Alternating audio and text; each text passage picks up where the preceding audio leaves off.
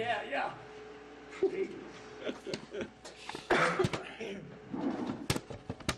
Oh, they got a meeting in Redwood Falls. Hi, Lauren. We're gonna get started here in a couple of minutes, but I'm gonna give you. Do you want control so you can control the screen and put up your stuff? Great. Yeah. Okay, I'll work on that. Hang on just a second. I'm gonna make you a presenter. Is the way to do this. Hi, Shane. Why am I getting this? I don't know, it was sitting here, and I saw your name. Okay. And to be honest, I got as far as your name and I didn't look any Make further. presenter. How come I can't open my, Okay, you should be able to share your screen when we get to that point. Diane? How come I can't open? I don't know. Hang on, I'll try to break Looks like it's working on this end here. Okay, perfect. Must be All right. something Well, big. we've got a few pieces of business to go through, and then we'll bring you on when we're ready. Sounds great. Okay, thank you. What's this lady do? Until then, I guess you get to look at me for the next 10 minutes or something. She's the historical grant that we applied for, that's cool. No, it's just matching up to the year contract. There's a few numbers that need to be changed and everything is. More towns in the city. Oh, you decided to come for the whole show then? Yeah, Okay. check it all out. Dedicated. Just get it out. So,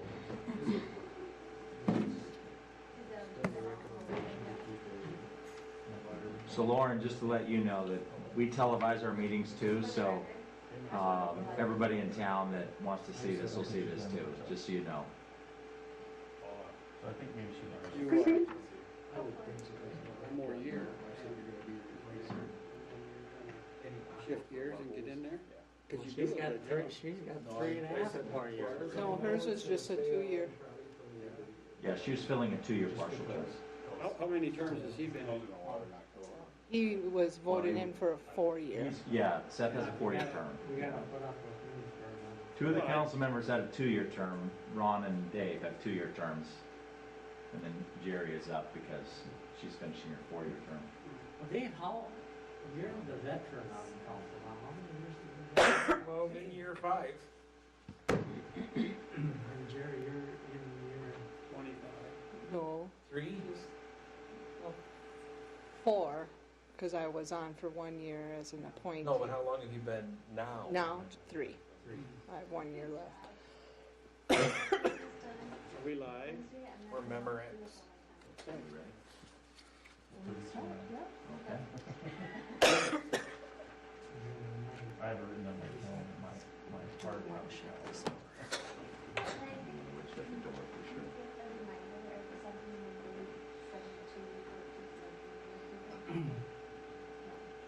I did once. I know I did because I got it, and that was the time that I did it. I think it was in July. I went through and did it because I got a reminder, but I haven't got a reminder.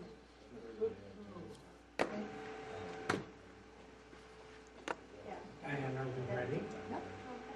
I was just gonna go over and hit it, but. Okay, I will call the September 13th meeting of the Tracy City Council to order. Please rise for the Pledge of Allegiance.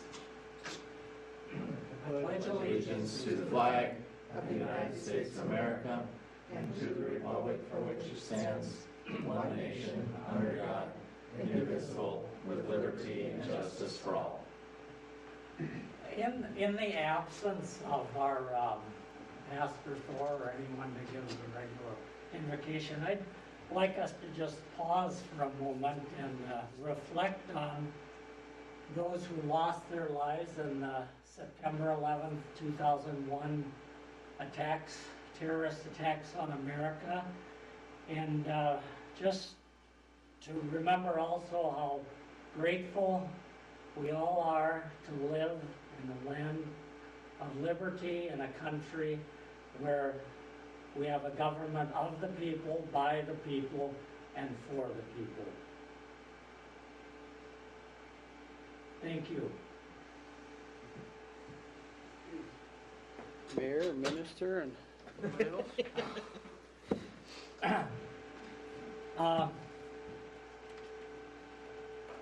Could I have a motion to approve the agenda? I'll make that motion. Did you have any? We do. We discovered one thing, and that is that because the charter requires an affirmative vote of all of council and not those present for every item, and an abstention is recorded as a no vote, tonight, Councilmember Teagues cannot abstain on the breakthrough beverage, so we're going to move that to the breakthrough beverages accounts payable to the next meeting. We'll pay it anyway, so they won't get not paid, but we're going to take that portion off of the, we have to take that portion off the meeting tonight, otherwise it'll fail. Thank you. I should note that I'm presiding over tonight's meeting in the absence of Mayor Corman, who's out of town on vacation. And I'd also like to note that Councilman Ron Koopman is absent again tonight as he continues his recovery from a broken femur. And Kyle is gone tonight also. He's ill. So, we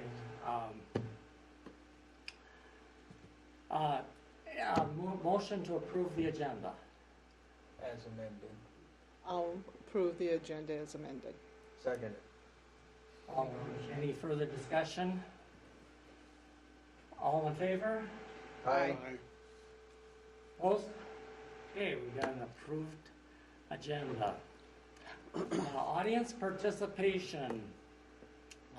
Do we have anyone who would like to address the council?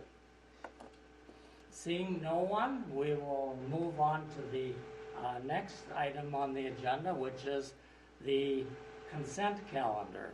Do I have a motion to approve the August 23rd, 2021 minutes? I'll make a motion to approve the minutes and the municipal accounts payable and payroll without breakthrough beverage. I'll second that. And all in favor of that motion? Now we gotta go to Roll call. Roll call, please. Teagues, Aye. Jones, Aye. Van Dyke, Aye. Mayor Schmidt. Aye. Motion approved. Okay, we're going to move on to the approval of municipal accounts payable. Mayor, I think we did that all in the same motion. Excuse me, I thought that we only had the motion with the approval of the Nope, I added that on. Okay. My apologies for missing that. Okay, mayor and council communications. Does anyone have anything?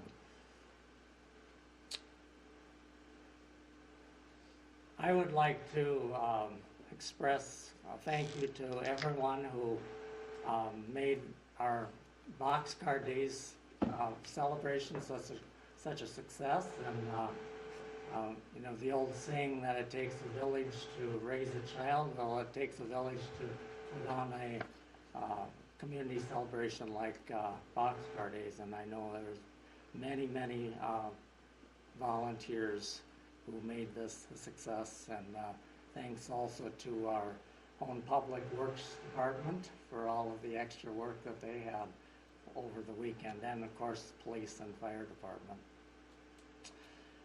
Okay, anything else? Okay, we will move on down to staff reports, and I'm going to call on you, Eric, first. You betcha. We tonight I've got a kind of a general report, but the first thing we're going to cover tonight is the council may recall earlier this year, I should say, late last year, we were awarded a grant from the Minnesota Historical Society to do a level 1 reconnaissance survey of properties in town to see if they might qualify for the National Historic Register. This is kind of the first step in the process of determining if they do. We put out an RFP, we got some responses, and the council selected New History back in February, and they've been working for about the last 6 months on this report, and they have completed the final report. and they are here tonight on video to give you a presentation and answer any questions you might have about this report. They'll talk about what kind of the next steps are and what the recommendations are. And with that, I'm going to introduce Lauren Anderson and her colleague Megan, who is Megan also on there too, Lauren? And I'm going to turn the presentation of this over to them. I'm going to turn Lauren around now so that they can see you on the screen, Lauren, and I'm going to turn you around so you can see the council. Perfect, thank you. And it's not a perfect situation, but it's better than not seeing the council, I guess. At least you can see 3 of the council, for what it's worth. Looks like we got a majority in the frame here. We got a majority in the frame. We don't necessarily, we don't have the best video equipment here. This is what you get with a laptop picture. But ultimately, I'm going to turn it over to you now. Thanks so much, Eric. And I'm actually going to turn it over to our firm's principal, Megan Elliott, to introduce who we are before I jump into the results of our work. Hi, can you all hear me? Yes. Okay, fantastic. Well, thank you for having us this evening, letting us join your meeting, and of course, I should say thank you for working with us over the past 6 months. Laura and I are excited to be able to share with you some of our findings. But before we do that, I just wanted to introduce myself, of course, Megan Elliott, and explain who we are and our history. We are a Minneapolis-based consulting firm. We exclusively focus on historic building redevelopment and projects like this, which is to use historic preservation as an economic development tool and a way of keeping these buildings in use. We have a team that includes myself, people like Lauren who have a history background, and others in our office that are more on the design side. We engage with a lot of cities, a lot of private developers, counties, institutions, basically any group that has a historic building or would like to have a historic building that is looking to keep these buildings in use. So the project that we did for you all absolutely is this we do regularly, and we're delighted to be here this evening, and Lauren will share the summary of what we did for you and what we found. Thanks, Megan. I'm just going to share my screen here so that we can look at a few images as I'm talking.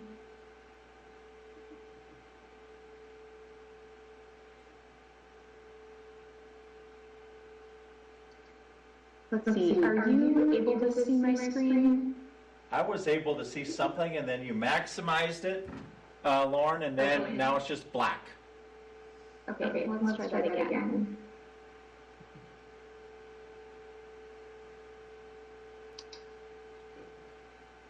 There we go. Hopefully that's better. That works. Perfect.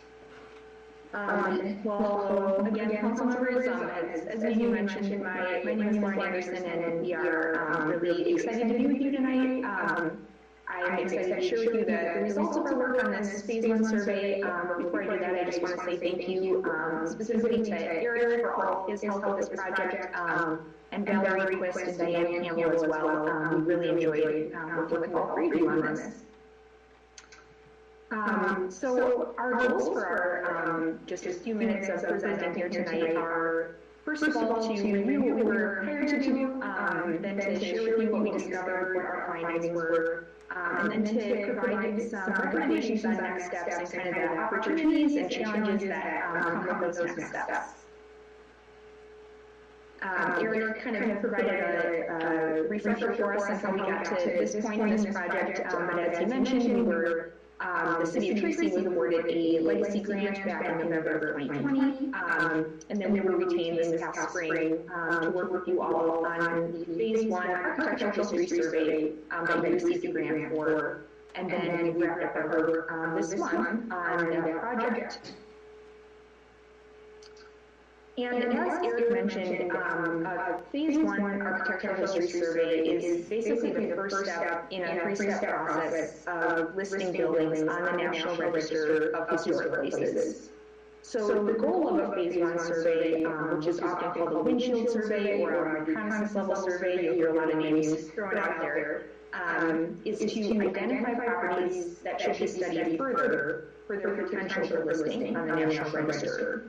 So usually a phase one survey will define a geographic boundary and then generate a list of buildings within that boundary that should be studied to see if they qualify for the register. And a phase one is then followed by a phase two survey or an intensive level survey that takes that list of identified buildings and does additional research to get to an official recommendation on National Register eligibility. And so for this particular survey, as Eric mentioned, we were hired to look at commercial and civic buildings within Tracy's downtown core that I highlighted here on the left side of this image, as well as Central Park on the right side there. And our goal is to identify properties within these highlighted areas that should be studied further for their potential for the National Register. Listing on the National Register provides, not only honorary recognition of buildings that are important to our country's heritage, but also provides access to financial resources for building owners, both private owners and public owners, like the city of Tracy, who are looking to maintain and improve their buildings. National Register listing helps highlight your community's historic resources and can encourage economic development and revitalization of historic buildings. And we understand that you're in the process of doing a lot of planning and long-term visioning for the city of Tracy, including updating your comprehensive plan and considering options for encouraging the continued growth and revitalization of your downtown area. And we understand that you chose to pursue this phase one survey to identify your community's potential historic resources with the ultimate goal of exploring how Tracy's history and its historic buildings could support your current goals for the city of Tracy and downtown in particular, which might include National Register listing. And so the work that we did for you was kind of the first step in that process of getting to that ultimate goal. So our process for this phase one survey had three parts. First, we did some historical research and developed what's called a historic content study on the commercial and civic development of your downtown area. So historic content studies are basically tools that give us a framework for understanding what types of buildings might be historically significant and why. For this project, we developed a content study on Tracy's downtown commercial and civic history so that we could identify what downtown buildings might have historic significance. Then we spent some time in Tracy in person to evaluate the physical condition of your buildings, specifically looking at whether or not your buildings appear to retain their historic design and materials. And then based on that work, we made recommendations on what properties should be studied further for potential for the National Register. And we recorded our findings and recommendations in that survey report and a big packet of inventory forms that we received, I believe, at the end of last week. And then sent that to the Minnesota State Historic Preservation Office for their feedback and review.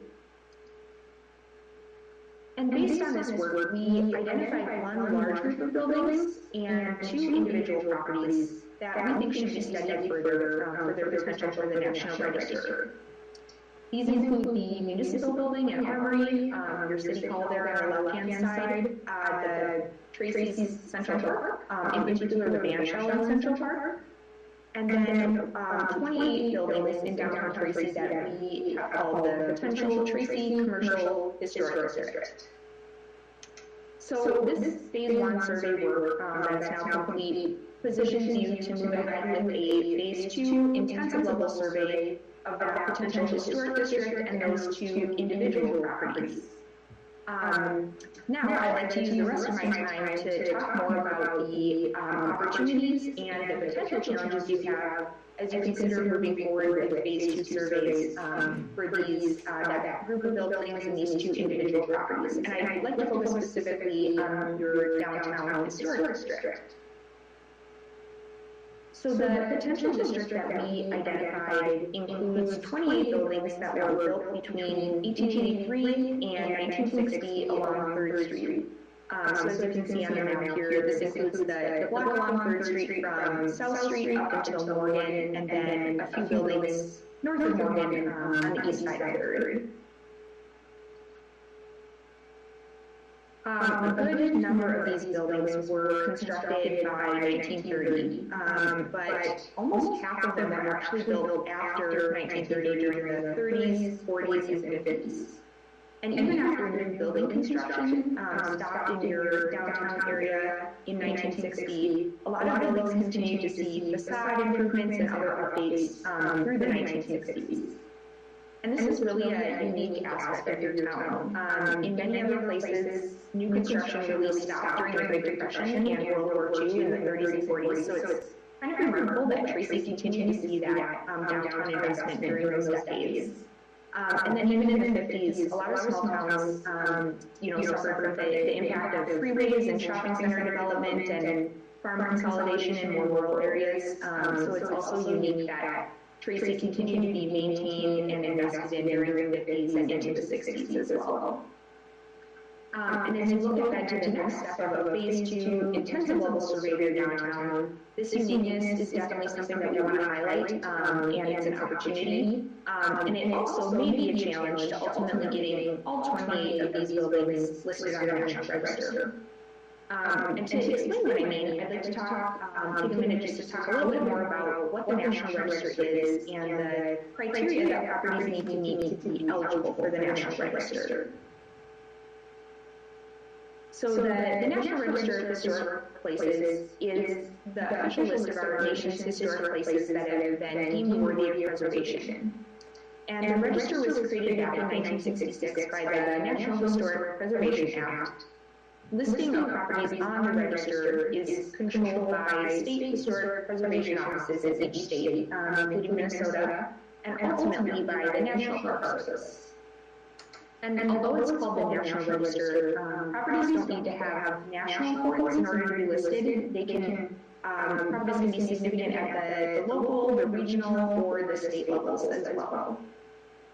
And Tracy already has one building that is listed on the National Register, as you might already know. The First National Bank at 101 3rd Street was listed, I believe, back in the 1980s. So National Register listing, like I mentioned before, it's primarily an honorary designation of these that have demonstrated historic value. However, listing also provides access to several types of financial resources for making physical improvements to historic buildings. Those include foundation dollars and grant programs, like the Legacy Grant Program, the program you used to get the grant for this project. And National Register listing also provides access to state and federal historic tax credits. These credits are essentially income tax credits that are equal to a certain percentage of the cost of a renovation project in a listed building. And because of these programs, as well as that honorary recognition that National Register listing provides, listing can be an economic development tool, whether to draw tourism or encourage revitalization of historic buildings or both. Listing on the National Register in and of itself doesn't restrict what a private property owner can do with their property. So private owners can alter, develop, sell, or even demolish a building that's listed on the National Register. Listing does provide some protection against federal or state funded or permitted projects. The National Historic Preservation Act does at least require state and federal agencies to consider the impact of their project on listed properties. So, in order for an individual building or a group of buildings to be actually listed on the National Register, that building or district needs to have two things: historic significance and historic integrity. By historic significance, I mean that the property needs to have been historically important in some way that meets one of the National Register's specific requirements for historical significance. Properties can be significant for their architectural design, their association with important events or patterns of history, or their association with important people.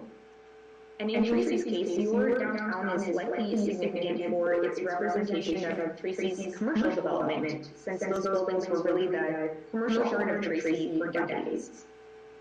Generally, properties also need to be at least 50 years old to be listed on the National Register. And the second component that we need for listing is historic integrity. So by that I mean that a property needs to retain the physical attributes it had during the time period when it was significant, like its historic location, its setting, its design, and its materials, things like that. Basically, we want the property to look essentially like it did when it was historically important. And that time period when a property was historically important or significant is referred to as the period of significance. So we say that properties need to retain their historic integrity to their period of significance. And in the case of downtown Tracy, the appearance of your buildings really spans a wide range of decades. We have some buildings that look a lot like they did when they were first built in the late 1800s or early 1900s, like the Citizens State Bank there on the right. And then we have other buildings that look more like they did during the 50s and 60s, like the other commercial buildings that I put up here on the slide. And this is really due to that unique investment in Tracy during the 50s and 60s. A lot of buildings just have alterations that date to that time period. And so whether or not your downtown has historic integrity hinges on that time period that we define as your downtown's period of significance. In other words, the time period when downtown Tracy functioned as your city's vibrant primary commercial center. The end date of that period of significance determines which buildings have historic integrity and can be included in your historic district. Based on our preliminary research, we recommended that your period of significance end in about 1970. And if that's the case, then a lot of those, or all of those, 1950s and 60s alterations would be considered historic. And buildings with alterations during those 50s and 60s years would likely be considered to have integrity and could be included in your historic district. If the period of significance ends earlier, some of those buildings with those later alterations might not have integrity and might need to be excluded from the district's boundaries. Worst case scenario, an earlier end date to your period of significance might mean that you don't have enough buildings to qualify as a district altogether.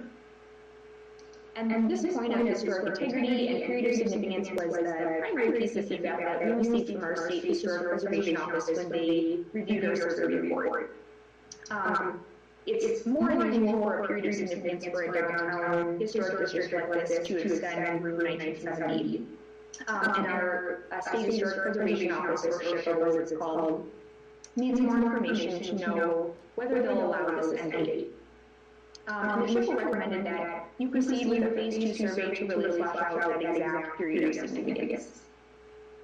And this is pretty typical for how these Phase 1 and Phase 2 surveys work. A Phase 2 survey would resolve this question by doing additional historical research to either support an end date of 1970 or maybe propose an earlier date. And then integrity would be evaluated and the exact buildings to be included in the district would be determined.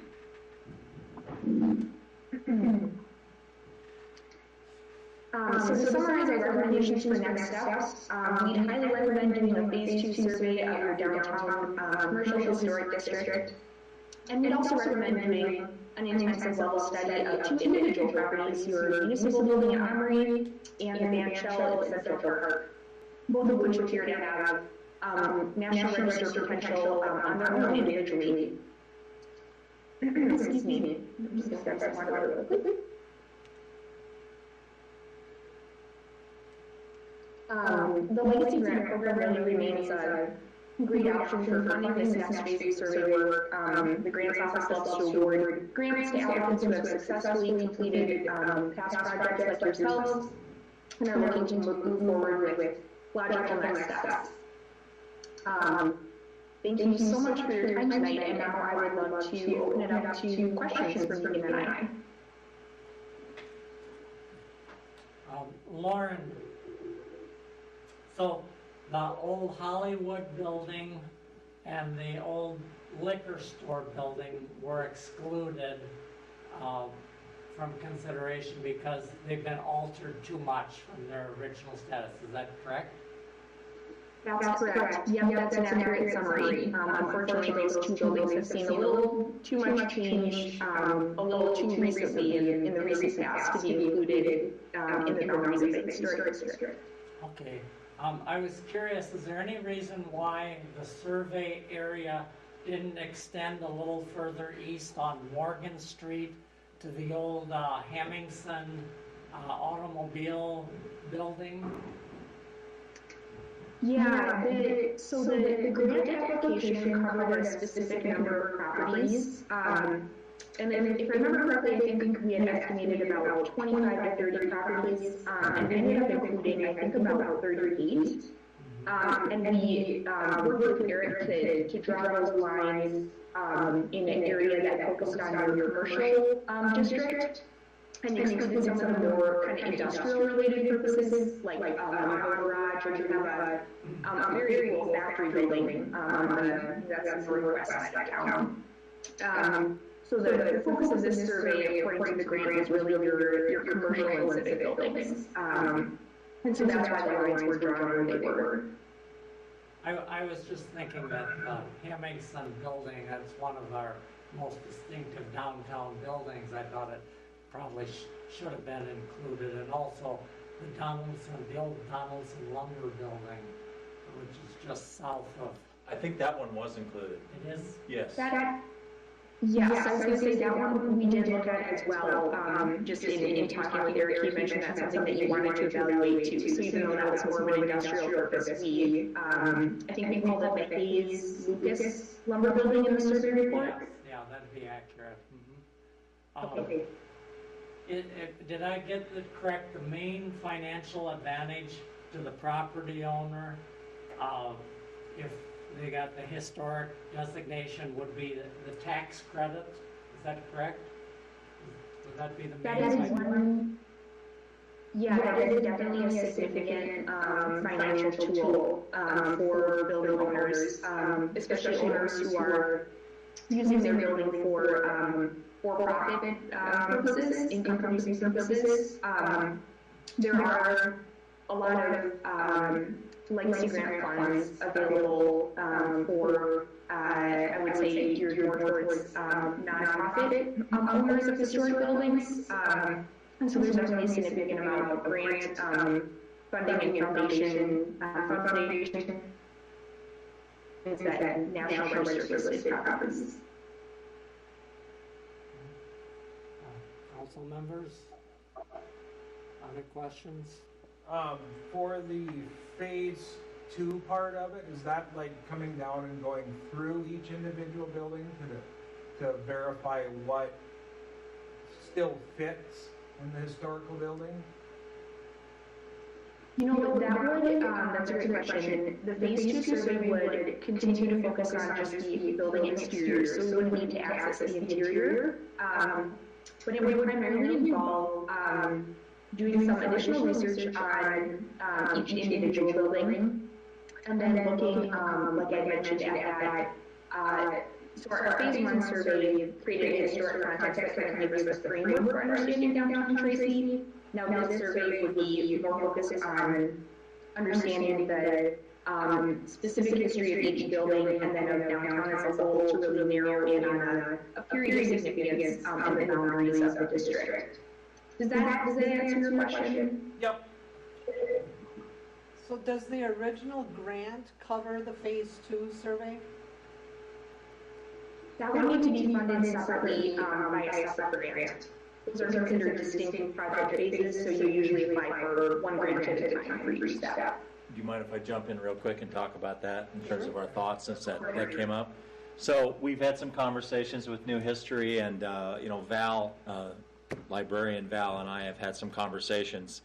We think there's some opportunities. The kind of the application cycle for that is this fall. There's a smaller grant, something that's less than $10,000. We think that if we were that we could apply for the smaller grant in that cycle in like an October time frame for individual properties like City Hall, And then there's a larger grant, and it would take more money, obviously, to look at more buildings. And so that grant cycle is a little bit later in the fall, and we know about that a little bit later. So our thought is that we would apply for, unless you have some objections or concerns, is that we would apply for both of those, which typically pay for 80 to 90%.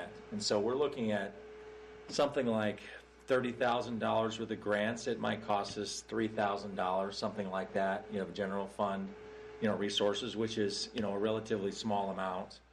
And our thinking is that we would go ahead with some of these recommendations, and I want to hear your feedback on that tonight.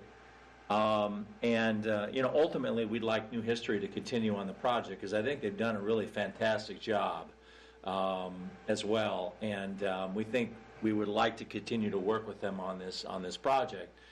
Ultimately, as Lauren said, it's an economic development tool because it provides not just interest from a tourism standpoint, but also real dollars that you can bring to the community, whether it be from foundations or public sources, tax credits for other people who might want to fix up a building, things like that.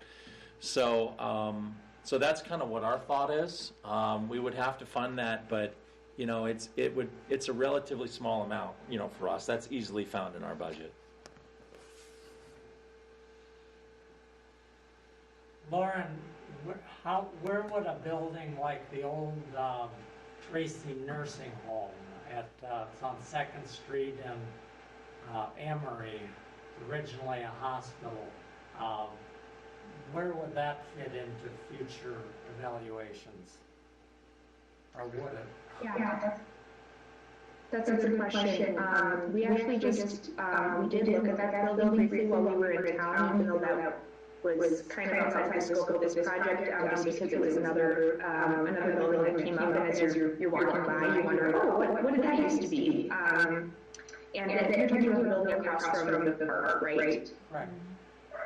Okay, yeah.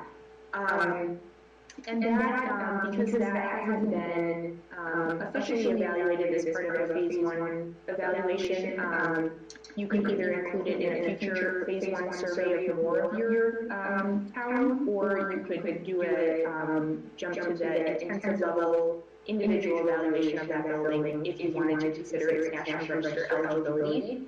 I will say, just from walking by it, you may have some historic integrity concerns. Again, it would need to be studied in depth. But out of all the buildings we saw, I would say I would recommend pursuing your city hall and then even the band shell in the park kind of before that building, if that makes sense, for National Register eligibility.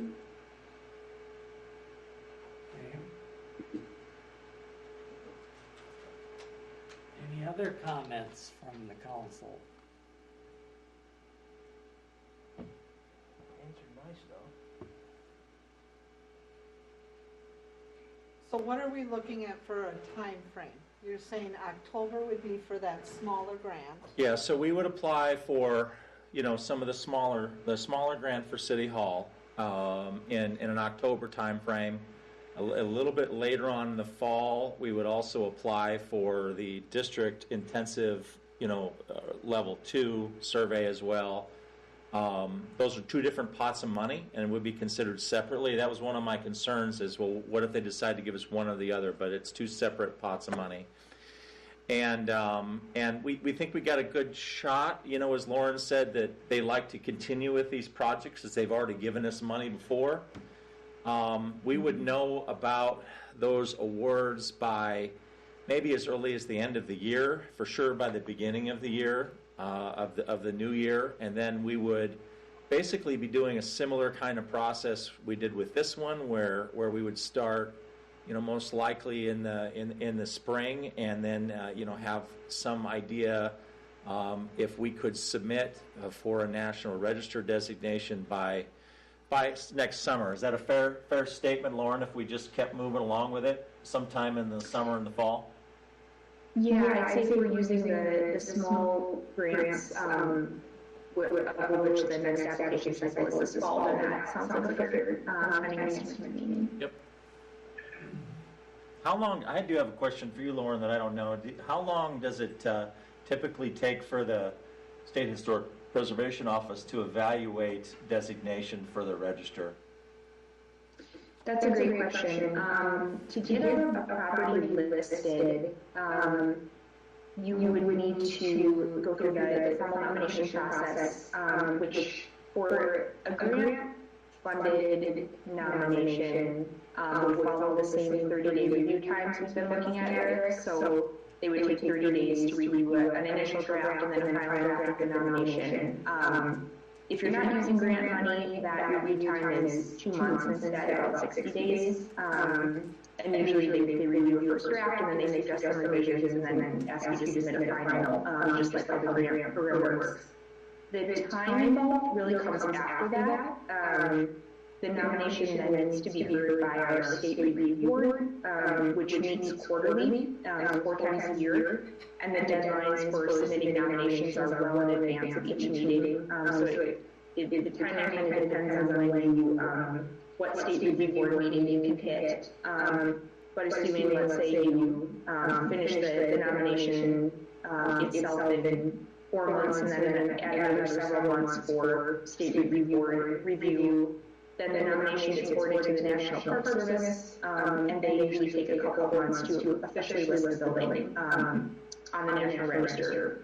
So I would say in all, the formal nomination process takes maybe a year to sometimes maybe a year and a half. You can jump in if she has another estimate. No, I agree, Lauren, that sounds right. A year to 2 years, depending on whether we're using grants or not. And frankly, as Lauren said, it's most of the time is outside of our control. It's mostly the review process that happens after we finish the nomination. Lauren and Megan, can you cite us an example of a small town like Tracy that's had a success in establishing a historic downtown district and is benefiting from that designation? Megan, do you want to answer that one? Yeah, there's a number of towns we can talk about. I would say one that both has been remarkably successful but also gets featured often in Minnesota media because of its success is Winona. And the town of Winona in southeast Minnesota, along the Mississippi River, they've had their historic district for quite some time. It's an older district, but they did some update about 2 or 3 years ago, and they have a very proactive city planning process where they do frequently, as Eric stated, once you've demonstrated that you can successfully complete a grant, you are a very good candidate for future applications. And the city of Winona has subsequently done several applications to continue their planning process. We, in addition to working with them on some of their city planning, and we're currently working with the city of Winona on their comprehensive plan that they're updating to integrate preservation into their overall planning process. But in addition to that, we've had the opportunity to work with, I think now 6 different building owners who have taken advantage of historic tax credits that they've been able to access because they're in a historic district. I believe we are just starting, like I said, I think it's our 6th project now in Winona in their historic district. So it's been an incredibly successful tool for the city of Winona. I would also say the city of Wabasha, they've had some activity in their historic district that's similar. Let's see, other cities have, most cities in the historic district, I would say, oftentimes you have building owners who take advantage of the financial incentives that Lauren mentioned. We also do a lot of work with the city of Rochester. That's a relatively large city, so maybe not as comparable, but they are going through the same, I'd say, planning process that you all are thinking about in terms of establishing historic districts and looking at which buildings should be protected. So cities big and large are using the same tools, I should say. Do you have any cities that are, I don't want to call it small, but the similar size as Tracy getting some of this taken care of. Mm-hmm. Well, the city of Winona is not population-wise. I think they are bigger than Tracy, but I would still put them in the smaller city category in terms of using these grants and planning processes. Wabashaw's a little smaller. Red Wing is currently embarking on some planning activities, and Lauren, are there other smaller towns I'm missing that would be similar population size? You know, I'm not sure how big Albert Lee is, but that's another one that comes to mind. And I know in Albert Lee, we've actually been working with the city of Albert Lee to leverage the grant program to support restoration of some of the city-owned buildings in their district. So, you know, we've definitely seen it's not just building owners that are using tax credits, for example, it's public buildings too that can take advantage of, in this case, the state capital grant program and the legacy grant program for their national register listed buildings. Councilmember, I was curious, Wabasha is 2,500 people, so they're very similar in size to us. We're 2,100 people. Hey, any other council comments or questions for Lauren and Nathan?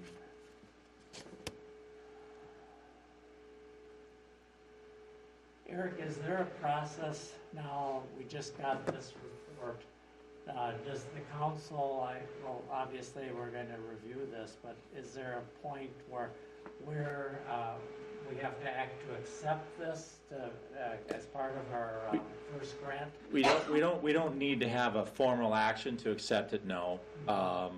Ultimately, you kind of went through that process when we selected the consultant and agreed to the grant. But when we move forward in this process and apply for a grant again, we would then, you'd have to pass a resolution approving that grant as well, when those come through. So that would be the next step in the process from a formal action standpoint that you would have to go through.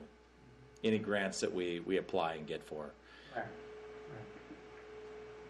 Okay, well, one last call for questions or comments for Lauren and Megan. Otherwise, thank you very much for a nice presentation and a very informative report. And we'll be keeping in touch. Thank you so much for your time. Thank you. Thank you. All right. Eric, if we'll go on to our next item, and we've staff has come up with some points to consider on our ordinances. Yeah, I want to kind of talk through the procedure a little bit. Matt, one of the things that I've been doing, and which is why you're seeing a lot of these kind of code updates, is that now that we've kind of knocked off some of these larger items off of our list, I've been spending some time reviewing the code, and what we're finding is a lot of old-fashioned language, and then we're finding some other situations like the charter, for example, where we're not totally following to the letter what the charter prescribes us to do. And an example of this is our ordinances, and we have two tonight that we would set the public hearing for. You would consider in a couple of weeks, but ultimately, the way that we have been doing it is that the first vote is essentially a vote to set the public hearing, and then the second vote is on the ordinance. But what the charter actually says, and that's this sheet of paper that's in yellow in front of you, is that if the ordinance as submitted or revised is approved by majority vote of City Council, the City Council shall then cause a notice to appear in the official publication of the city, explaining in general the extent of the ordinance, and give a brief resume as to the purpose of the ordinance. In other words, what we're supposed to be doing is presenting you the ordinance before the public hearing, not after the public hearing. So it's kind of a situation where we're supposed to have kind of a first reading of the ordinance where you review it. If you say yay, we set the public hearing, then we bring the public in we publish it and bring a public in for a vote. I had a conversation with Matt about this a few weeks ago, and we agreed that this is generally how it should be done. We also agreed that we weren't necessarily doing anything illegal. It's just not the optimal procedure as we're supposed to under the charter. And so this is, I wanted to explain this a little bit because tonight you've got two items that are on your agenda for resolutions. And in this case, it's a resolution to set the, it's really the first reading on the ordinance. It's not a resolution. And so from a procedure standpoint, what we plan on doing moving forward is bringing the ordinance to you for the first reading. Vote, if it's voted to approved and set the public hearing, then we would have publishing, and then we would have a public hearing on the second reading of the ordinance, and then it would be adopted on the second reading. And that's generally how the procedure is supposed to go. We've just been doing it a little bit differently. And so I wanted to explain that a little bit. That's what this is about, and that's why it looks different on your agenda than it would normally. Is there any questions about that?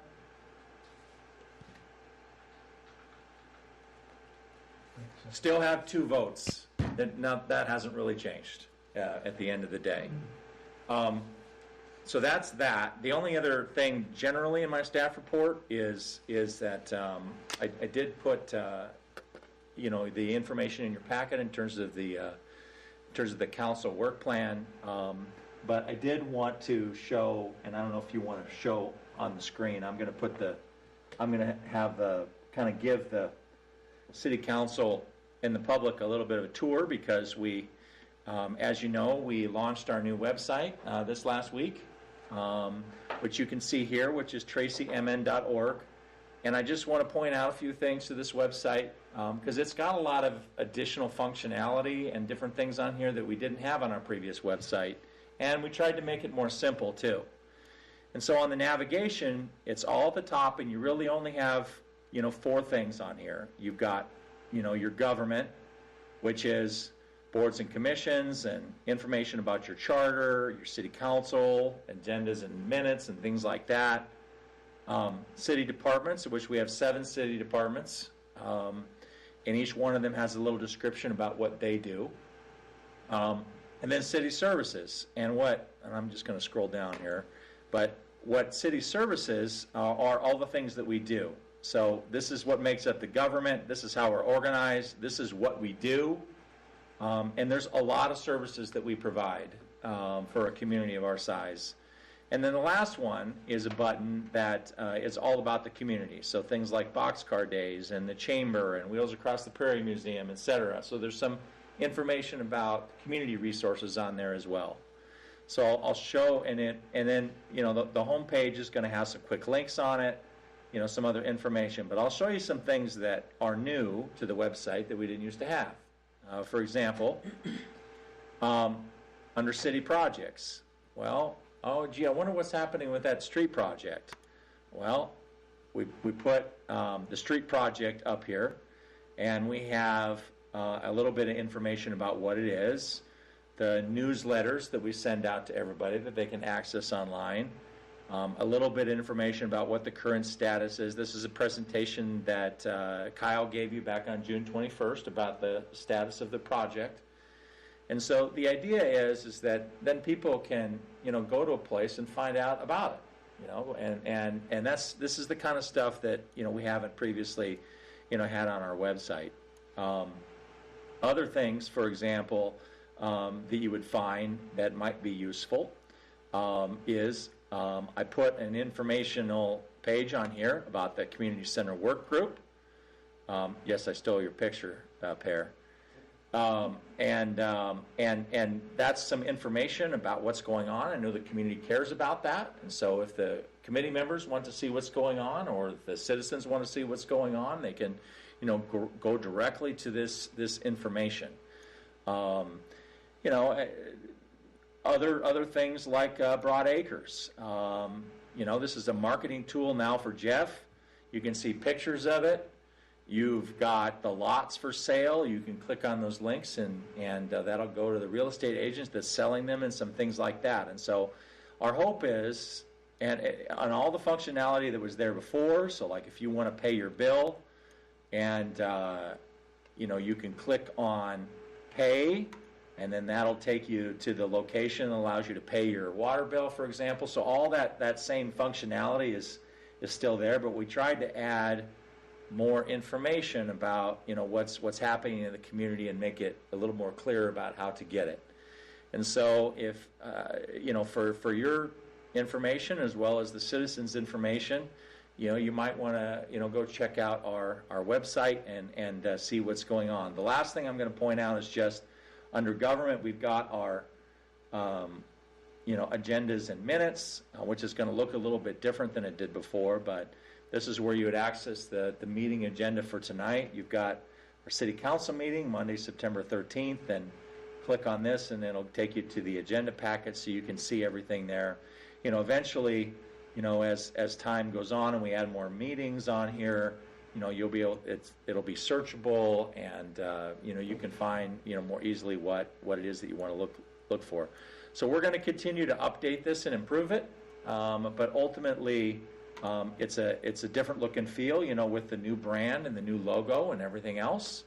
Kind of brings us into the modern world a little bit and showcases the community and the city, and I just wanted to make sure that folks had a chance to know that it was live, and I think it turned out pretty well. Sure. I agree. Who's responsible for maintaining the site? That's a good question. There's a number of people that are responsible for maintaining the site. So historically, Diane has had access, and Adam Hansen has had access. I have access, and so I have full administrative access, and Adam has full administrative access. Our thought moving forward is, rather than having one person, which takes a while, particularly since Adam has another job in the city. Well, Adam, can you add this to the website? We want to give individual people access to individual pages, so limited access. So, for example, we had a new job opening for an accounting clerk that we posted, and I gave Peggy access to this city services page and employment opportunities. And so she was able to go in and add this new position, and when it was posted, and there's some information about that position that's open, and the job duties, and things like that, our application for employment, and a little bit of information about our benefits. So that way, rather than going to Adam and say, Adam, do you have to update it all the time? It gives an individual person the ability to update their individual section, which is going to allow us to be a little more responsive, I guess, on changing the website. Bigger updates and larger changes and other things could be done by me or Adam. Because we have to keep it updated, Otherwise, it's not useful. Yes. Do citizens have an opportunity to submit things for the site? Well, like what, feedback, or what are you thinking? I don't know. Well, let's say they wanted to say something about box garbage, for example. No, that's a good question. That's kind of a social media question. I believe our social media policy actually does not allow feedback on our posts, because sometimes you end up with negative stuff in some cases. So typically the risk management people tell us not to do that. I do think that what's missing on this site is probably some feedback. One of the buttons that I want to install eventually is a button that would be to report a problem. So let's say you've got a pothole that you want to tell us about, or a code enforcement issue, or something like that. We can build a form where they can give us that feedback, and then we can route it through. We have that functionality now. It's just not on the current website. So this is going to be an evolution in terms of adding those kinds of features, but we can do that. Yeah.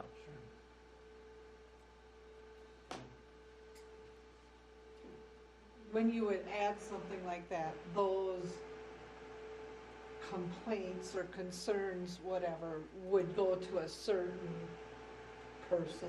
They wouldn't be out there for everyone to Right, it would be private, so, I mean, most likely, I don't know how we would handle it exactly off the top of my head, but probably it would go to me or Diane, I would guess, and then we would figure out what we would need to do with it. If it was a pothole, and we'd give it to Shane, or if it, something else, we'd give it to somebody else. That's generally how we would handle it, like we would any other, constituent concern. My personal opinion is they have to sign it though. Kind of like a letter to the editor. You don't want people to use it for a place to rant and rave and not have any personal accountability for what they put in there. I hear you, and that's why we don't. And then it allows us to also get back to them. Yeah, absolutely, and we can put a place in there that they have to put their phone number and address down, or whatever, email address. I think those kinds of things are important, because sometimes you have questions. Mm-hmm. That's ultimately why social media on Facebook or something, we turn off those comments, because people create fake accounts and they say negative things, and for nothing more than just to stir the pot. That's not useful. But we want to be able to use it as a tool to address people's problems. Mm-hmm. So there is a button, as you see these scrolling across here: news, pay, building permit, public notices, etc. I've got a button on there that I've turned off because I don't have the mechanism in yet for feedback, and the plan is to build it in, to that button, so that they could click on that, and it would pop up a form, and then you would put your information in, and then it would be sent to somebody to, evaluate what to do with that. But it's not currently active. I really like the amount of information we have on here. There's a place someone can go and get information on our street project, or sure, a public hearing next week. I think that's really good. Yeah. And I one more thing I'm going to point out. Of course, we put information on here about the mayor and city council, and you have all your information on the top. And what wasn't on the website before is, I think it's important that people know, what your goals are as a city council are as well. And so that information is on here, and so people can get a sense for what you as a council is important to you, what we're trying to accomplish. And you serving the public, and so ultimately, I think there's a lot of information, and I think we can do even more. But this is kind of the first, iteration of that, and what we'll continue to modify this and improve it over time. The next step is we got a grant, as you know, from the National EDA to develop another website, and this one is tracyminnesota.com. And that's going to be more of our advertising for the community. Why should you do business here? Why should you live here? Information about the chamber, information about the EDA. That's kind of our marketing front door. Information about the school, all the great things that you have in Tracy, and why you would want to live here or do business here. And we're going to start working on that next, and our hope is we'll get that one live by the end of the year, is what the plan is ultimately. But that was 80% grant funded, and so that'll be coming soon. And so that's the next project we're working on online. So ultimately, would you be able to go to this website? Would there be a link then to that one? Yeah, we'll do that. So they could easily. Yep, we'll cross-link them. And in this community button here, I'm not sure exactly what to do yet. We might take this community button and actually have that link to the other website, because that's really a community website. Until I had that though, I didn't want to, leave the information off. But how we cross-link them, I'm not logistically, I'm not sure yet. But ultimately, yes, that's what the plan is. You bet. So, Eric, if I understand correctly, down the road, if the American Red Cross is coming to town, they're having a bloodmobile. Sure. There'll be a way to have some information about that. Yeah, absolutely. So if you go down here at the bottom, there's 4 boxes. There's a welcome. There's some information about community events. So here's Boxcar Days, and news and city projects. And so you can click on here, and one of the things that there's a button here is more city news, and that's under the community button And so here's some information about watering restrictions that we put in place and recycling tips that they wanted us to put out there. But, you know, the blood drive is coming, could be something that we put out there. Any community event or announcement or anything that had public interest we can put on this news page ultimately. And we also put a link to the Headlight Herald on here as well, so that did not put a link to the Marshall Independent though in this case, but I could if we want to, just the Headlight Herald. So if you want to see that, you can do that too. Headlight Herald is our official. It's our official newspaper. You know, we passed a resolution saying that. I think that's the one we need to put on the site. So there's a link to the Headlight Herald here on the front page. So I'm curious, Eric, what has been the traffic to our old website? We don't know that because we didn't put Google Analytics on it. We will. I have not yet because I had to wade through some logistics with Google in order to do it that I haven't accomplished yet. But we'll put Google Analytics on here, and that will tell us how many people are on the page, where they're visiting, things like that. But I don't know it from the old website because we didn't track it. Good. Well, I think this is really, really important for the town of Tracy, and I'm glad that we're progressing, and then it's on. Yep, I'm happy. It's a relief that it's done. I thought I would never get it done at the rate that we were going. But anyway, that's all I have for staff reports tonight. Okay, very good. Any other questions about our website? Very good. Well, going on to new business, we're going to put some of our new, what Eric just said on the procedures on ordinance into practice here. Eric, would you brief us on the first reading and public hearing? Sure. I need to get to that page. Here we go. All right, so basically a long time ago when the city cemetery was created, they wanted to make sure that it was perpetually funded, and you know, which is what you want for a cemetery fund. But they created this kind of complicated process where you had to put a certain amount of money into operations and a certain amount of money into this long-term care, and it just got confusing. So we have about $130,000 or $40,000 in the cemetery fund for perpetual care. What this does is essentially clean this up and eliminates this text that identifies how much should be going to operations and how much should be going to the perpetual care, and ultimately says that all money from the cemetery is going to go into the cemetery, period. And it's going to stay there. And so it just makes it really more simple. So we used to have like 3 different funds for the cemetery, and now we're just down to 1. So this reflects what our current reality is and simplifies the cemetery fund, and that's it. And it doesn't allow those funds to be taken and used for anything? It does not. It does not. And so it specifically says that this fund will be created and maintained as a separate fund, and the first line is all income from cemetery lot sales, et cetera, et cetera, et cetera, shall be dedicated to this fund. So it reflects what we currently do. It just doesn't. We weren't even following it because we were supposed to put a certain percentage in one fund and a certain percentage in another. That hadn't been done in I don't know how many years. So this basically does what we do now. We take the money from the cemetery fund, we put it in the cemetery fund.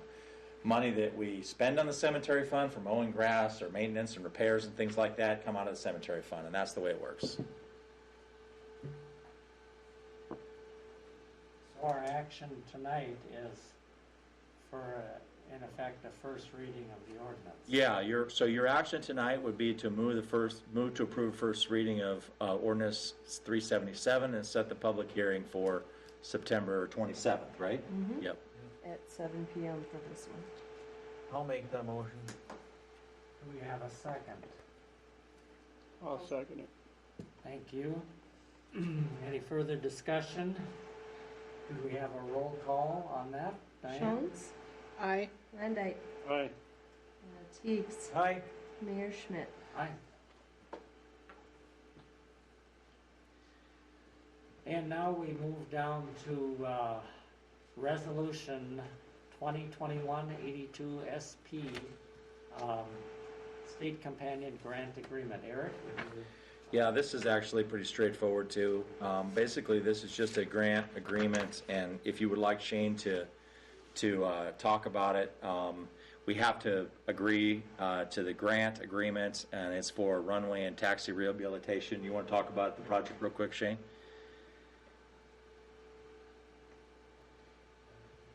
So the grant agreement is, so it's just a continuation of,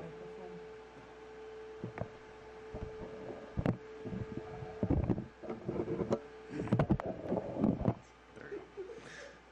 Doesn't swivel well. It's a continuation of the process for the runway rehab, which I know based on an email we received today, might not happen till next year.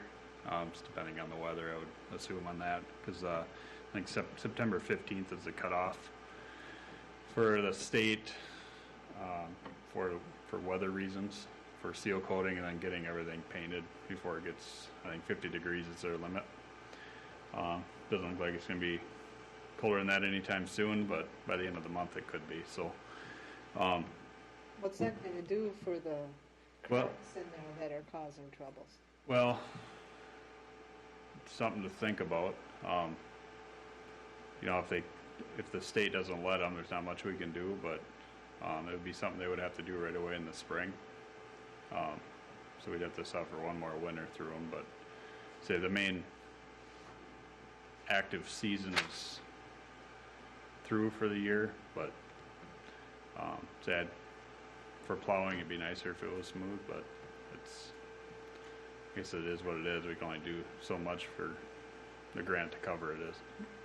So the email said they were going to be putting it off? It didn't say for sure, but it sounded like they were heading that way. They weren't slated to start till September here, were they? Early September, but the grant just they just sent it. Was it last week? I think they. Yeah, I mean, the federal government was slow, and so you had to approve this before they could start, and they didn't give it to us until after the last council meeting, so we couldn't get it done until now, and so, you know, it's been slow is what it amounts to. Yeah, because this has been scheduled. I think he approved the bids. I put it in my report. I think it was in May. Like March or Or it could have been March. Yeah, they've been ridiculously slow. I mean, they use the excuse of COVID, but it's been crazy slow. Yeah, we just got the ALP sent to us, I think, a week before last, and that was from the master plan, which has already gone through the closeout process. So it's just stuff they're cleaning up on the federal side. So I mean, our hands are tied until the federal government lets us. So we just kind of, if we want it paid for, we have to follow their rules. But it'll still be considered safe for aircraft through the winter? Yeah, I mean, 'Cause we do use it in yeah, the hospital and all, so. yeah. And they're better off than some of the smaller planes because the tires are a little bigger, but it gets pretty rough. I mean, there's still, I haven't received a lot of complaints about it, but it is something, you know, that I notice, you know, just flying with some different pilots and landing there. They're pretty bumpy, but not causing any damage at this point, but we don't want to get to that point either, so. Like you said, our hands are tied anyways. I mean, Yeah. So this resolution will get us to the approvals to let the contractor move forward with it, whether it be September or early spring. It does have to be closed out by the end of June of 2022 for the grant, because that's the end of the federal fiscal year on that, or the state. It's funneled through the state, but We have our vendor that's doing it, right? What's that? You have the company that's doing it. Yeah, we've already approved the bids on it Yeah. earlier on this year, but And the bids will still be good. I would assume so, because it's all been accepted. It's also 100% federally funded, which is really unusual. I've never seen a 100% grant, but it's because of COVID. They funneled a bunch of extra money into all those matches, so we don't have to match the normal 5% anymore. So if it does cost more, it actually is no skin off our back. We did get approved for, I think it was 289. 289,000. So I mean, there's a little bit in there. Of course, the closeout, they're just gonna even everything out on the closeout of the grant at the end of the project. Any other questions for Shane or Eric? Nope, I'll make a motion to approve resolution 2021-82-SP for the state companion grant. Second, I'll second it. any further discussion? Roll call? Teigs, Aye. Jones, Aye. Landine, Aye. Mayor Schmidt. Aye. Okay, very good. We're going down to the next resolution. Which would update our employee handbook. Yep, we'll call on Peggy for that. Good evening, guys. Hi, how are you? So, the handbook, I'm not sure when the last time it was updated, but we took it against the LELS and the AFSCME's union contracts, which ultimately is what we have to honor for our staff anyway, and merged it into the handbook. So the changes that you see are some language cleanup, and then making sure that what the union contract states is what the handbook states, so that those that are not part of the union, everyone on this side of the wall, All of us. follow the same. So we have one set of rules is what we're looking to create, is one set of rules. I did have Diane send it out to you with the strikeouts there, so it was easier for you guys to follow to see what was being changed, what it was to what I was making it. Did you have any questions, or did you want me to go through it? No, I think it was pretty self-explanatory when you went through it. You did a very nice job. Thank you. Yeah, that way you could see it. Ultimately, the handbook won't look, it'll be the finalized version of it. Yeah, good thing to get updated. So this is just one of those things that just kind of Check. fell through the cracks. Yeah, and now it'll be, every time that we do the new union contracts, that would be a piece of it, is to bring back a handbook with any changes. Good. Could I have a motion to approve this? I'll make that motion. Second. I'll second. Any further discussion? If not, roll call please, Diane. Landine, Aye. Jones, Aye. Teigs, Aye. Mayor Schmidt. Aye. And now we go down to another first reading of a public hearing to repeal an ordinance. We don't do very often. Eric, would you explain? Sure. So this is another one of these cleanup items where back in 1992, Ordinance 227 established an infrastructure replacement reserve fund. And that is something that is very specific in Minnesota state statute. It says what you can use it for. It's mostly for streets and some parks related things and things like that, but it's really limited in what you can do. Well, I didn't even know we had this section of the code that required this, and we went back and we looked at the old chart of accounts before we switched to the new ones. I can't tell that we had an infrastructure replacement reserve fund at all, or if we did, when it started and when it ended. And so in reality, because this says we're supposed to have one, but we didn't have one when I got here, and Shane didn't remember having one, and we didn't have one when we adopted the new chart of accounts. It just is one of those things where if we're not using it, but we're requiring ourselves to, it's kind of inconsistent.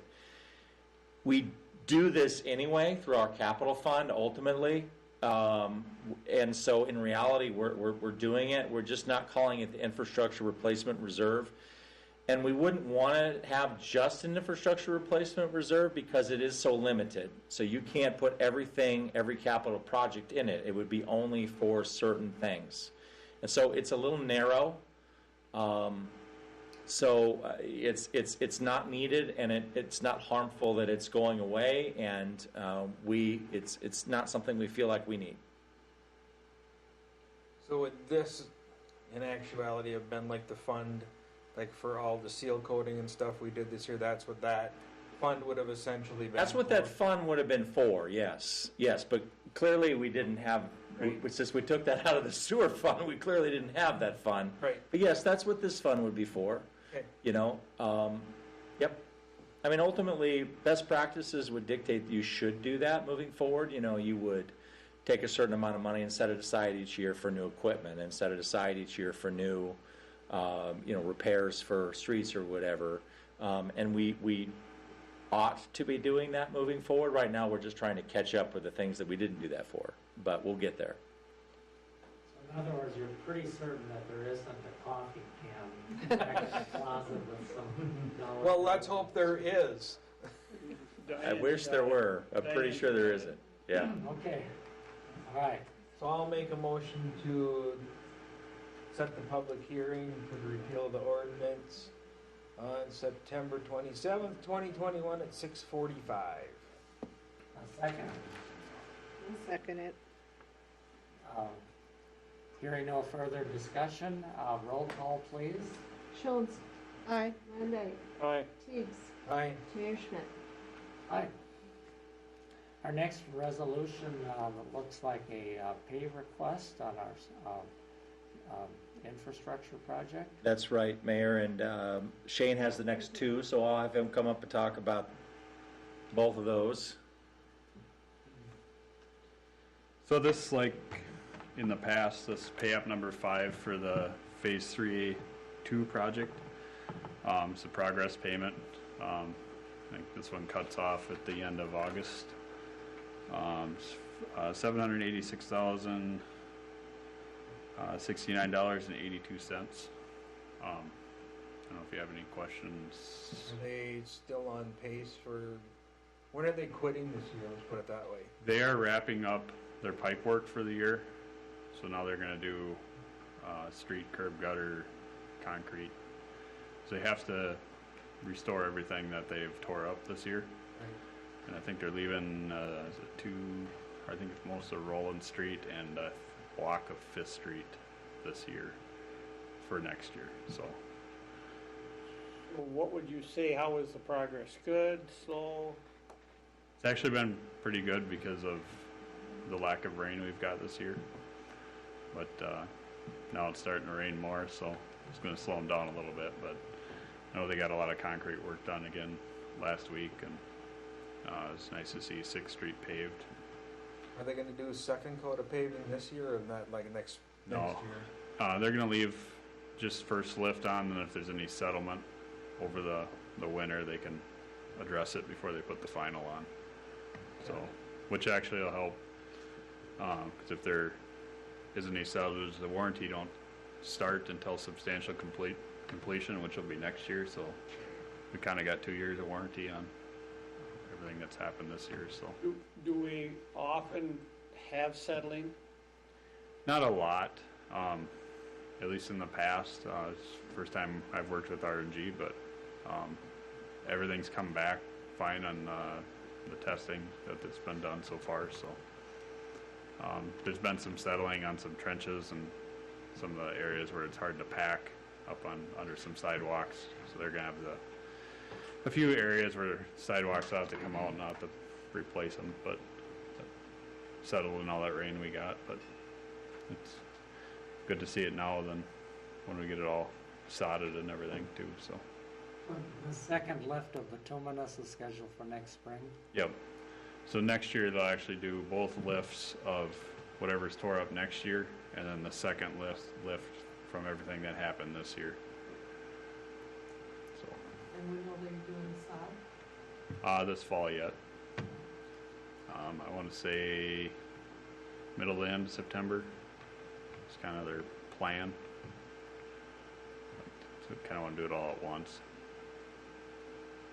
You said they want to do it all at once?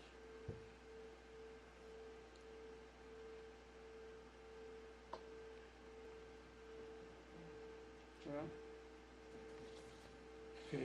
All right, I'll make the motion to approve resolution 2021-84 for pay app 5. and I'll second that. Okay, any further discussion? All in favor of the resolution? Diane, would you have the roll call, please? Schultz, Aye. Teigs, Aye. Landay, Aye. and Mayor Schmidt. Aye. Okay, Shane, you want to talk about the next resolution regarding the sale of surplus fire truck? I put a memo in your packets.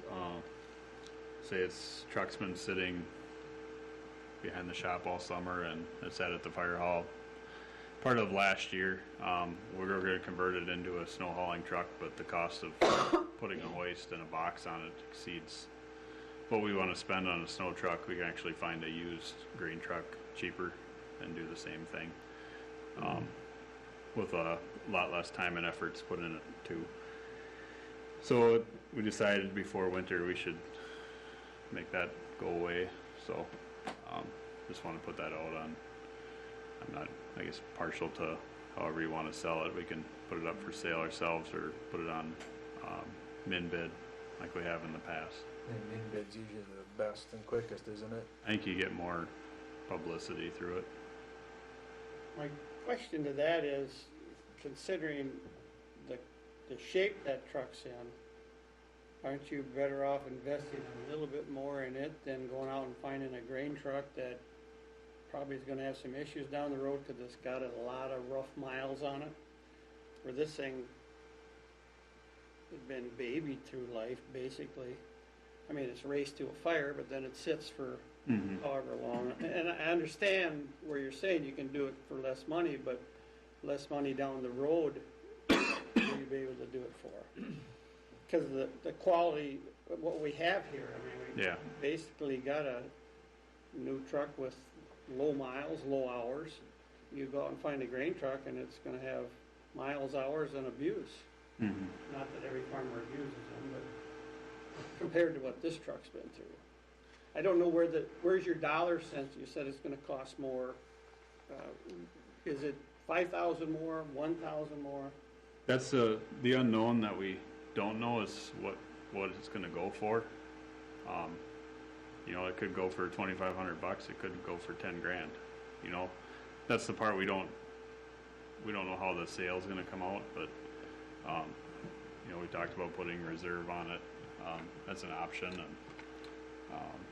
say we're looking at about 20. By the time we stretch the truck, and this is our mechanic doing the install and stretching the frame and all that, you know, we're looking at probably close to 23,000 versus, you know, a grain truck is probably find probably early 90s, so probably the same age as that pumper, you know, about 16,000, give or take. I hear you're the same age, but what shape is it in? Yeah, and that's... I mean, that's the part that, to me, makes sense. You got something that's in really good shape. Or I assume it is. I have not looked at it, I guess, but I don't know. I don't know. Eric, do you have any suggestions? No, I mean, you know, basically what it boils down to is if you could, I asked Shane the same question. What could you sell this truck for? And I think you said 7 or 8 maybe. And so let's just say it's 8. You know, it's basically going to cost us $8,000 to get a new vehicle versus 22 or 23 to refurbish the existing one. So it's the difference of $12,000-$15,000 maybe, depending on what this truck sells for on min-bid. Is what it amounts to. So, I mean, I agree with you. It's an unknown though. We don't know we know what this truck is. We just don't know what another used one might be. But, you know, there's a couple considerations here. One is that we're trying to get, we're trying to stay within budget. We'd budgeted 17 originally. And secondarily, you know, the more of this kind of equipment savings like that, which would be $12,000-$15,000, I mean, that just ends up back in the capital fund, and that's, you know, that's $15,000 is turnout gear. And so, to a certain extent, having the cash to spend on other things we need is also important. So that's what you need to weigh. So that's what we're trying to accomplish ultimately. So the sale of this truck does not go back to purchasing fire equipment stuff, it goes to purchasing a new truck? It goes into the capital fund, which includes the purchase of fire equipment. Okay. Yeah.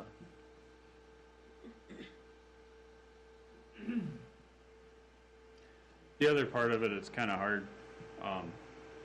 You know, I guess if the dollars make sense, it's all right. But it's when you got a perfectly operational fire truck and there's another town that needs it, it's kind of sad to rip it all apart, and when someone could use it for its current purpose. Because there's a lot of smaller communities that, you know, they could get it recertified, and the main reason it was taken out of service because they were pumping floodwaters with it. So, you know, insurance just kind of frowned on us continuing to use it as a fire rig without, you know, rebuilding the pump and all that. But I mean, the pump works great, you know, but it's going to have to be disassembled, and you know, and that's where the value of the truck's going to go down, is because knowing that factor for them to recertify it for fire use. You know, they gotta go through the pump, make sure nothing's damaged inside. So, would there be a magical dollar amount that if you advertise it and we get a bid for $1,000, that we don't sell it, that at that point in time we look at that maybe it is better investment to? we could put a reserve on it. I mean, we want to get 5,000 or 6,000, and that's kind of our breaking line. You know, we can. You know, that's, if there's some dollar amount you can come up with, that if we don't get that amount, that then we revisit this. Because the truck only has like 4,400 miles on it. Yeah, that's but it has a lot of time sitting too. I mean, it's going to need new tires and stuff. You know, they're starting to crack, and you know, they're original tires on it from 1992. So, you know, stuff like that. But, you know, if we get another truck too, you know, it might make it one winter and we'll have to put new tires on it next year too. But, you know, it's just a whole bunch of different factors to look at. I guess I like that idea, Jerry, that if it doesn't go for a certain amount that you're thinking that makes sense, then keep it. Yeah. Because the pump motor, I think it's got like 708 hours on it. I mean, so even the, you know, because there's two engines on that truck. There's a pump engine and a truck engine, but it's kind of unique in that regard. So you can actually pump and drive with it, where a lot of trucks you got to do one or the other. Would you like to put that in the form of a motion? Well, actually, it was Jerry's idea, so I'd hate to steal it, but yes, I would. Feel free, you're not stealing. Yeah, let's put whatever value you think, if that's at 5,000, 6,000, let's put that reserve on there, and if it don't go for that, then let's try to reuse it, because it's got to be a good piece of equipment yet. I hear what you're saying about the tires, but for hauling snow, that's not a real big load. Yeah, it's not the load, it's the weather checking. That's. But it's in most of it. It's sat in most of its life. Yeah. So, George, your motion is for a reserve of $6,000? Well, I'm gonna use Shane's We can thought on that. we can research and see what other trucks have gone for, because I can go back in min bid history and look at what some of the other fire equipment's been going for, and kind of make a determination about what it's worth. So make a motion to approve resolution 2021-85 with a Acceptable reserve. with a reserve bid attached to it. Do I have a second on that? them too, they just did. Second. First, Okay. second, third. Any further discussion? Roll call, please. Teagues, Aye. Jones, Aye. Landay, Aye. Mayor Schmidt. Thank you. That passes. That's it for me. Okay, we've got one more resolution regarding giving authority to the city administrator to set the senior center hours. Eric? Sure, so you might remember way back in, I don't know, February, we set some hours at the Eagles for the seniors, and at that time we were hoping to get some LSS meals, which we were able to do individually, but no one really took part in that, and so we had staff that's basically sitting there doing nothing. And so we've kind of already adjusted the hours as it is anyway, but and this is a continuation of conversation before, but this basically just gives us the flexibility to set it depending on the circumstances. Can I give a circumstance real quick? Yes, please, Jeff. We'll allow you. Well, just one of the circumstances is they do a good job of giving me a calendar every month. And in the calendar for September, there's 4 days in September that there's nothing going on. So we have nothing going on. But right now we got to be open, from the 12:15 to 4:30. That's where the little bit of the flexibility to come with it, where I can say, okay, there's no reason to schedule anybody for those 3 days during the month or those 4 days. Doesn't sound like a lot, but it'll save $150, $200 a month. Yep, that's right. It just basically allows us to respond to the need. And it could expand too, for that matter, it does not to be about subtraction either. I would just ask that we keep updated if there's a major change, not on those days like that, but if all of a sudden you're going to cut them more or expand them, just a FYI for us, so if people approach us. Absolutely, we won't surprise you. Thank you. They had 21. Okay, I'd like to make a motion giving the city administrator authority. I'll make a motion to approve resolution 2021-86. Second. Not hearing any further discussion, can we have roll call, please? Landay, Yes. Jones, Aye. Teagues, Aye. Mayor Schmidt. Aye. Resolution is approved. Do council members have anything else they'd like to bring up that's not on the agenda? The bridge out at the bike path looks really nice. I forgot to say that earlier. Fabulous, I did put it in my report. They did some patching on the white cracks today. Can you, if you're going to say that, can you come up here? She said, Well, you kept talking, so what am I going to do? So they did, Fullers came in, they had to patch over at O'Brien Court, and I had them come over and do some of the wider cracks in the bike path. I was kind of waiting for the contractor that was doing the runway is going to look at some of the other cracks that are not super wide, but too wide to put rubber in. They're going to give me a quote for putting a mastic in there, but there's another company that does that too. I was going to reach out to them and see if we can maybe seal some of those big ones before winter before they grow, but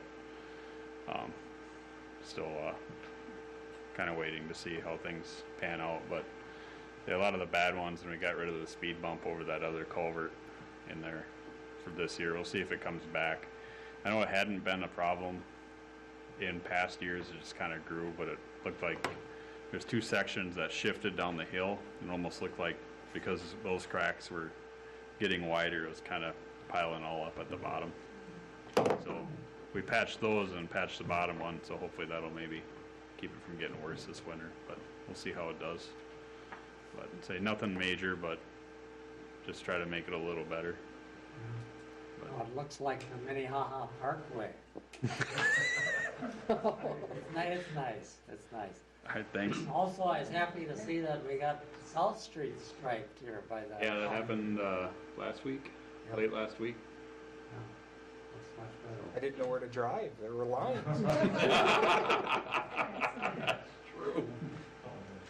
Do I have Motion to adjourn. Motion to adjourn. Second, Yep, second. we are adjourned. Thank you. Pretty good, hour and a half. Yeah, you're smooth. Especially with that presentation from my history. You know, You thought I was gonna talk that Didn't you?